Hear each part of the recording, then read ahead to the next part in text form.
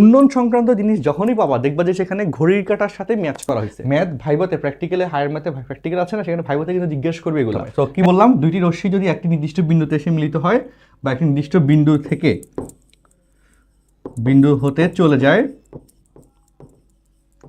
যায় তবে সেখানে যে কোণ উৎপন্ন হয়, লিখে দিচ্ছি শর্ট করে, সেখানে যে কোণ উৎপন্ন হয় তাকে জ্যামিতিক কোণ বলে। আর জ্যামিতিক কোণের যে সীমাবদ্ধতা সেটা হচ্ছে 0 ডিগ্রি থেকে 360 ডিগ্রি। 0 ডিগ্রি থেকে 360 ডিগ্রি এর ভিতরে জ্যামিতিক কোণটা থাকে, জ্যামিতিক কোণের সীমাবদ্ধতা। এটাই আমরা এখন শিখতে যাচ্ছি ত্রিকোণমিতিক কোণ পার্টে। চলো ত্রিকোণমিতিক কোণের বেসিকটা এখন আমরা একটু ক্লিয়ার করি। ত্রিকোণমিতিক কোণের যে সংজ্ঞাটা, চলো আমরা অক্ষগুলো অঙ্কন করে ফেলি দ্রুততম সময়ের মধ্যে। এক্স অক্ষ, ওয়াই অক্ষ, দ্রুত দেখো, এক্স ও এক্স প্রাইম আর ওয়াই ও ওয়াই প্রাইম। এক্স অক্ষের ক্ষেত্রে ও এক্স এটাকে বলা হয় ধনাত্মক এক্স অক্ষ, আর ও এক্স প্রাইম ঋণাত্মক এক্স অক্ষ। ও ওয়াই ধনাত্মক ওয়াই অক্ষ আর ও ওয়াই প্রাইম ঋণাত্মক ওয়াই অক্ষ।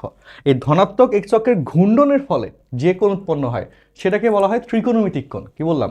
ধনাত্মক এক্স অক্ষের ঘূর্ণনের ফলে যে কোণ উৎপন্ন হয় সেটাকে বলা হয় ত্রিকোণমিতিক কোণ। তো এই ঘূর্ণনটা কোন কোন দিকে যেতে পারে? ধরো এই ঘূর্ণনটা উপরের দিকে যদি উঠে, তবে এই কোণটাকে বলা হয় ধনাত্মক কোণ।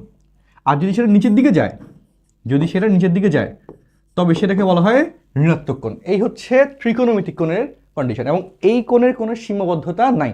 এটা মাইনাস অসীম থেকে প্লাস অসীম এর মধ্যে ঘুরতে পারে, মাইনাস অসীম থেকে প্লাস অসীম, ওকে, এই পর্যন্ত যাইতে পারে।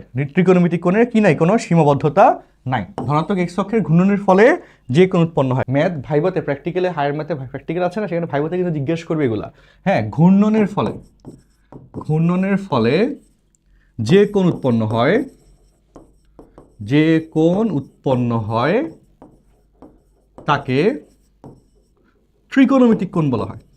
ঘূর্ণন সংক্রান্ত জিনিস যখনই পাবা দেখবা যে সেখানে ঘড়ির কাঁটার সাথে ম্যাচ করা হয়েছে। তার কারণ স্পেসিফিক, কারণ যখন এগুলা নিয়ে ম্যাথমেটিশিয়ানরা আবিষ্কার করতেছিল ওই সময়কালে, তখন ঘড়ির কাঁটাটা ঘড়ি আবিষ্কারের আগে হয়ে গেল।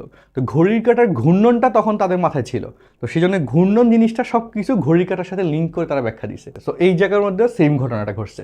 তো উপরের দিকের ঘূর্ণনটা হচ্ছে আমাদের উপরের দিকে তো ধনাত্মক কোণ, এই জন্য নাম হচ্ছে, উপরের পাশটা আমরা ধনাত্মক বলি, সেই জন্য নাম হচ্ছে ধনাত্মক কোণ। আর এই ঘূর্ণনটা ঘড়ির কাঁটার বিপরীত দিকে, এই যাকে বলে ঘড়ির কাঁটার বিপরীত দিকের ঘূর্ণন অথবা anti clockwise rotation, anti clockwise ঘূর্ণন। ঘড়ির কাঁটার বিপরীত দিকের ঘূর্ণন অ্যান্টি ক্লকওয়াইজ রোটেশন বা অ্যান্টি ক্লকওয়াইজ ঘূর্ণনে আমরা ধনাত্মক কোণ পাই। আরেকটা হচ্ছে কি বলতো, ঋণাত্মক কোণ। এই ঋণাত্মক কোণ কখন উৎপন্ন হবে? যখন আমি ঘড়ির কাঁটার দিকে ঘুরতেছি, অর্থাৎ ক্লকওয়াইজ রোটেশনে। অর্থাৎ কি রোটেশন বলতো?